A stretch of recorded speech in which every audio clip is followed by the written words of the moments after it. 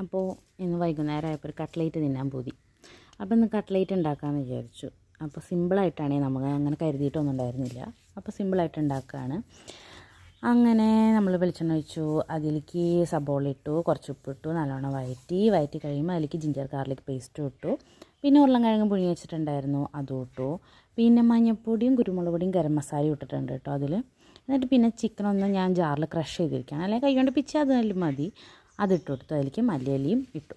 എന്നിട്ട് നല്ലോണം മിക്സ് ചെയ്ത് കൊടുത്തു കേട്ടോ. എന്നിട്ടത് ചൂടാറാൻ മാറ്റി വെച്ചിട്ട് കയ്യിൽ കുറച്ച് വെളിച്ചെണ്ണ തടവിയിട്ട് നമുക്ക് ഇഷ്ടമുള്ള ഷേപ്പിലാക്കാം കേട്ടോ. അത് റൗണ്ടോ ഓവലോ ഏത് വേണമെങ്കിലും ആക്കാം. ഞാൻ ആദ്യം റൗണ്ടാക്കാമെന്ന് വിചാരിച്ചു, പിന്നെ ഞാനത് ഓവൽ ഷേപ്പാക്കി. അങ്ങനെ ഓവൽ ഷേപ്പാക്കിയിട്ട് ആദ്യം അതൊക്കെ സെറ്റ് ചെയ്ത് വെക്കാം കേട്ടോ. കണ്ടോ, ഇങ്ങനെ ഒന്ന് വെട്ടിയിട്ട് ഒരു ഓവൽ ഷേപ്പ് നമുക്ക് ഇഷ്ടമുള്ള ഷേപ്പിലാക്കാം കേട്ടോ. അത് നമ്മുടെ ഇഷ്ടം പോലെ.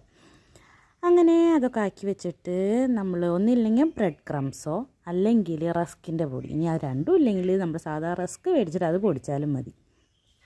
അങ്ങനെ പൊടിച്ച് വയ്ക്കുക. പിന്നെ മുട്ടയിൽ ഒരു ഇച്ചിരി ഉപ്പിട്ടിട്ടുണ്ട്, എന്നിട്ട് അതും അടിച്ച് വയ്ക്കുക. എന്നിട്ട് മുട്ടയിൽ മുക്കിയിട്ട് ഇതിൽ കോട്ട് ചെയ്തെടുക്കുക കേട്ടോ. അപ്പോൾ ഞാനത് മുഴുവനും ഉണ്ടാക്കണില്ല, കുറച്ച് ഞാൻ ഫ്രീസറിലെടുത്ത് മാറ്റി വയ്ക്കുകയാണ്. നമുക്ക് പിറ്റേ ദിവസം ഉണ്ടാക്കാം, അല്ലെങ്കിൽ ഇനി വിരുന്നാർ ഒരു മോഡൊന്നും വേണ്ട, തലേദിവസം ഉണ്ടാക്കി വെച്ചാൽ മതി. അങ്ങനെ ഫ്രീസറിലാക്കി വയ്ക്കുകയും ചെയ്യാം കേട്ടോ. അങ്ങനെ നമ്മൾ വെളിച്ചെണ്ണയിൽ തന്നെ ഉണ്ടാക്കണത് കേട്ടോ. അപ്പോൾ വെളിച്ചെണ്ണയിൽ 2 ഭാഗം നല്ലോണം മുരിച്ചെടുത്തു. ഇവിടെ എല്ലാവർക്കും ഇഷ്ടമുള്ളൊരു സംഭവമാണെങ്കിൽ ഇതേ ഉള്ളൂ, കട്ട്ലേറ്റാണ് എല്ലാവർക്കും ഇഷ്ടം കേട്ടോ.